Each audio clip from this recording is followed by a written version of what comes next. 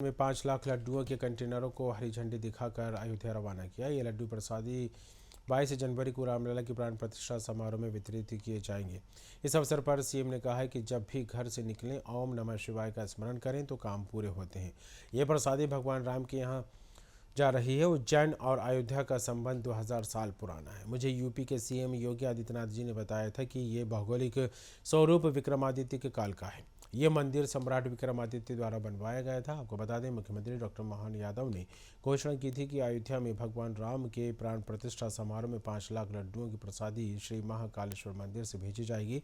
उसी घोषणा को पूरा करते हुए 5 लाख लड्डू तैयार किए गए।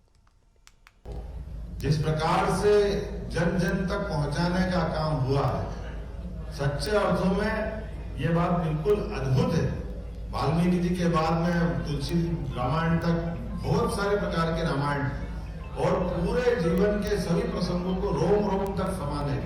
भगवान राम को तो आए और गए में 17 लाख साल हुए, लेकिन 17 लाख साल बाद भी वो घटना ऐसी लगती जैसे कल की बात। उससे सीखने के प्रसंग अभी हाल धारण करो। कितने प्रकार के एक व्यक्ति जीवन से अपने अलग अलग रूप दिखा सकता है, वो केवल श्री राम ही हो सकते, जिनने मर्यादा का जो विविध रूप दिया। और हमारा सौभाग्य, सनातन संस्कृति तो हमको भगवान और राम और कृष्ण से जोड़ती। मर्यादा का पाठ, मर्यादा धारण करने के लिए भगवान श्री राम का अलौकिक दिव्य भव्य स्वरूप हमको दिखाई देता। और मर्यादा का पालन कराने का अधिकार भी भगवान कृष्ण के माध्यम से, कि कोई मर्यादा तोड़ के देखे, भगवान श्री कृष्ण उसको अपने आप में मर्यादा लाने के लिए वो सारे प्रसंग जोड़ते हैं, जिनमें वो अपने जीते जी भगवान के रूप में धारण हो जाते हैं, भगवान के रूप में माने जाते हैं। तो मैं आज के इस अवसर पर, चूंकि अवंतिका वो धाम है, जिनने हम सब जानते हैं कि अवंतिका का एक लघु रूप ऐसा भी माना जाता है कि पूरी सृष्टि किसी ने नहीं देखी हो, पूरी पृथ्वी नहीं देखी हो, तो उज्जैन देख ले। उज्जैन में वो लघु रूप में वो सारी चीजें दिखाई देती, जिसके कारण से पूरी पृथ्वी पे, दुनिया में 7 सागर, भारत में अपने आप उज्जैन में वो 7 सागर से वो अपने आप ध्यान दिला देते हैं। 84 लाख योनियों का शरीर है, 84 महादेव का मंदिर है। काल की, समय की सीमा है हर एक किसी की, जिसने प्राण धारण किए और आने और जाने का काम सबका नियत है। ना कोई पहले ना कोई बाद में, ना उसके हाथ में है आना, ना उसके हाथ में जाना। ऐसे काल की नगरी, महाकाल की नगरी। और ऐसा कहते हैं कि जो आजकल तो फिजिक्स वाले भी मानते हैं कि हमारे इस जीपीएस एक नया यंत्र बना, जिसके माध्यम से पृथ्वी 23.26 अंश से झुकी हुई है। वो जीपीएस रख के देखो तो अपने आप, जनार्दन नेगी बहुत बड़े वैज्ञानिक है, उन्हें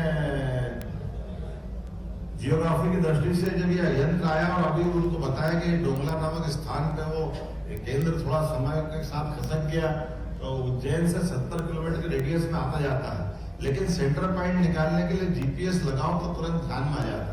जैसे उन्हें जीपीएस लगाया, डोंगला नामक स्थान पर वाकणकर जी ने वो स्थान पंडित पुरुषोत्तम जोशी जी के माध्यम से खोजा था, तो उन्होंने कहा ये यहाँ कैसे दिख गया।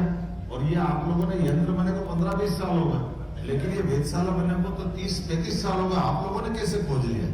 हमने कहा हमने नहीं खोजा, एक नारायण नाम धाम है पास में ही आओ।